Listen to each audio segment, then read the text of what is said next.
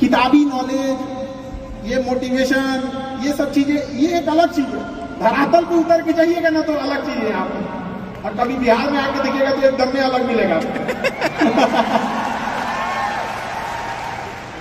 खैर हमारे यहाँ तो हर चीज है भाई, पहाड़ काटने वाले लोग भी, तो ऐसा नहीं है कि आपके पास अभाव नहीं है, मतलब सबके पास कमोबेश नहीं है, लेकिन कितना बहाना बनाएंगे हम लोग, कितना रोएंगे कि भैया हमारे पास इस चीज की कमी है। दुनिया का कोई इंसान पूर्ण नहीं है, सबके पास कुछ कमी है। शायद जिसे हम कहते हैं कि ये बड़े लेवल का आदमी है, उसके पास बड़ा प्रॉब्लम है, छोटा के पास तो छोटे प्रॉब्लम है, बड़े के पास बड़ा प्रॉब्लम है। दुनिया का कोई आदमी जो नहीं है जिसके पास प्रॉब्लम नहीं है, और प्रॉब्लम का आना बहुत जरूरी है, क्योंकि आवश्यकता ही आविष्कार की जननी होती है। अगर आपके पास कमी नहीं रहेगा ना, आप कुछ करिएगा ही नहीं, कोई भी चीज का। एक पानी है यहाँ पर, इसकी वैल्यू तभी बढ़ेगी जब हमको जोर से प्यास लगेगा। अभी नहीं लगा है, इसका थोड़ा सा हमको लगता है कि कम, कोई वैल्यू उतना नहीं। अभी लगेगा ना थोड़ी देर बाद प्यास, तो लगेगा ना बहुत जरूरी चीज है। तो आपके अंदर वो भूख, वो प्यास रहना चाहिए। अमूमन आप देखिएगा कोई आदमी जो होते हैं लोग, उनके अंदर जैसे किसी को क्या बोलते हैं, पोजीशन लीडरशिप बोलते हैं, कि मतलब उसकी विरासत में मिल गई है। दादा ने कोई बिजनेस खड़ा किया, पिता ने किया, जब उसको मिलता है तो उतने अच्छे से नहीं संभालता। कुछ लोग संभाल भी लेते हैं, लेकिन कुछ लोग उतने अच्छे से भी नहीं संभाल पाते। कितना ठोकर लगा है, ये बहुत ठोकर नहीं लगेगा। जिस पत्थर पे चोट नहीं पड़ती वो कभी मूर्त नहीं बनता है।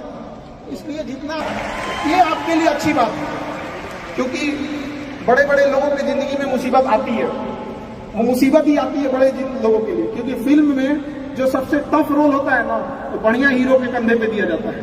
तो ये पृथ्वी पे भी ना, ऊपर वाले को पता है कि ये बढ़िया हीरो है, इसको थोड़ा सा हम लोग रोल देते हैं बढ़िया। तो बड़ी जिम्मेदारी देने से पहले ऊपर वाला भी ना आपको टेस्ट करता है, टेस्ट करके ही देखेगा कि नहीं करेगा। हम लोग छोटा सा कोई सामान खरीदते हैं तो उसको ठोक बजा के चेक करते हैं कि सह लेगा कि नहीं सह लेगा। एक छोटा सा बर्तन कोई खरीदने जाता है तो पटक के दिखाता है, देखिए मजबूत है। तो ऊपर वाला भी जब आपको बहुत बड़ा जिम्मेदारी देने वाला होता है ना, तो पहले सोचता है कि इसका थोड़ा सा टेस्ट कर ले। बहुत लोग टेस्टे में भाग जाते हैं, ये भगवान हमरा काहे लिए तुम मुसीबत लाया। यार जब ऊपर वाला तुमको खुशी दिया था तो थैंक यू कहना भूल गए थे, और जब मुसीबत दिया चेक करने के लिए तो परेशान हो गए आप। चीजों से घबराना नहीं चाहिए किसी को। जिसके जिसके जीवन में कठिनाई आ रही है, आप समझिए कि आप एक सही रास्ते पे जा रहे हैं, क्योंकि वही रास्ता सफलता का है। और अगर आपके जीवन में कठिनाई नहीं आ रही है, आप गलत रास्ते पे हैं, क्योंकि सफलता का रास्ता बहुत कठिन होता है। चाहे कहीं से उठा के देख लीजिए आप, कोई कह सकता है कि इसमें आप में किसी को कठिनाई नहीं है, कोई भी कह सकता है, कभी नहीं कह सकता है आप। इतने लोग में से कोई, सबके जीवन में आएगी कठिनाई। कठिनाई का आना है और करके निकल जाएंगे हम लोग, यहाँ सीखेंगे। और कठिनाई से आने से एक चीज और फायदा होता है कि हमें समाज की एक वो हिस्सा देखने को मिलता है जो हम नहीं देख पाते। कठिनाई के बाद पता चलता है कि दुनिया कैसी थी और हम कैसा समझ रहे थे इसको। बहुत जरूरी है इस चीज को, और समाज का एक असली चेहरा दिखा के रखना लोगों को। आजकल यंग जनरेशन जो है ना, अचानक सोचती है सफल हो जाए। अचानक कभी नहीं सफल हो सकते हैं। रातों रात जो सफल होते हैं ना, रातों रात गायब हो जाते हैं।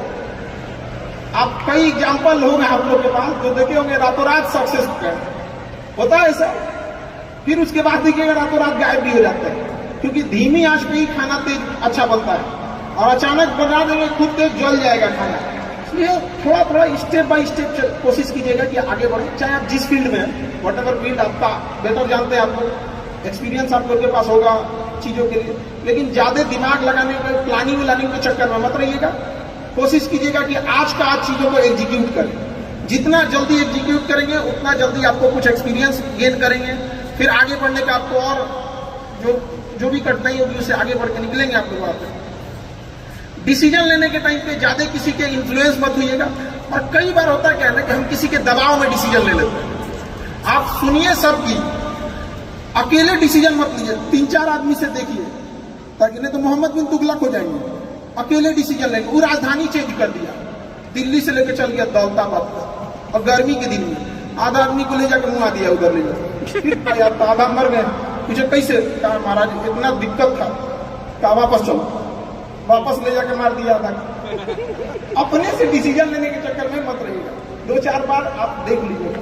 और दूसरों के एक्सपीरियंस से सीखना बहुत जरूरी है, क्योंकि खुद के ठोकरों से अगर आप सीखने की कोशिश कीजिएगा तो शायद ये जन्म आपका ठोकर खाते खाते ही खत्म हो जाए। तो दूसरों के ठोकर से आप सीख लीजिए ना। आदमी थोड़े दूर जाता है तो किसी से पूछ लेता है कि कहाँ से मुड़ना है, कहाँ से नहीं मुड़ना है। तो अपने जीवन में भी कभी कुछ है तो सीख लिया कीजिए। कभी कभी आपसे छोटे लोग भी आपको बहुत अच्छा ज्ञान दे देते हैं। कोई इस चीज का अंत नहीं होता है सीखने का। सीखने के मामले में थोड़ा बेशरम बनना पड़ता है कि भाई जहां से मन मिले वहां से सीख लेना चाहिए जो भी चीज। हमको तो लगा था कि विवेक बिंद्रा जी हम लोग को भी कुछ सिखाएंगे। हालांकि चीजें बहुत पता है। एक 2 साल पहले, 1.5 साल पहले हमसे एक बात उन्होंने बोला था कई चीजों के लेकर, डिसीजन को लेकर। काफी अच्छी मित्र है हमारे। तो उन्होंने कहा कि इक्विटी जो है वो काफी इंपॉर्टेंट चीज होती है। कई बार ऐसे डिसीजन लेने में, हम लोग एक टीचर है, उतना बिजनेस के बारे में हार्डकोर उतना आइडिया नहीं था, टीचिंग के मामले में ज्यादा था। तो एक आध डिसीजन गलत ले रहे थे लोग, उन्होंने भी काफी इस चीजों में हेल्प किया था। तो किसी से डिस्कस कर लेना चाहिए और इंस्टेंट डिसीजन लेने से बचिएगा। इंस्टेंट अचानक कुछ हुआ, नहीं हम भी ऐसा करेंगे, ऐसा नहीं होना चाहिए। इंस्टेंट डिसीजन कभी भी हमेशा खतरनाक होता है। डिसीजन क्या ले रहे हैं आप सामने वाले का सुनिएगा। कई बार ऐसा होता है लोग डिस्कशन के नाम पे अपनी बतिया थोप देते हैं। 4 आदमी के बीच में बैठेंगे और कहेंगे हम ऐसा सोच रहे हैं। ऐसा कभी मत कीजिएगा, पहले उनकी सुन लीजिएगा कि वो लोग क्या बोल रहे हैं। क्योंकि जब आप किसी बड़े लेवल पे होते हैं ना, आप कहेंगे कि हम ऐसा सोच रहे हैं, तो आपके नीचे वाले लोग भी ना आप ही की बात में हम यहाँ मिला देते हैं। तो बेटर है पहले उनके अपना बोलने से पहले उनकी बातें सुन लीजिए कि वो क्या कहना चाह रहे हैं, तभी जाके किसी डिसीजन पे पहुंचे। इंस्टेंट डिसीजन चीजों से बचिएगा। और अभी डिजिटल इंडिया है, सब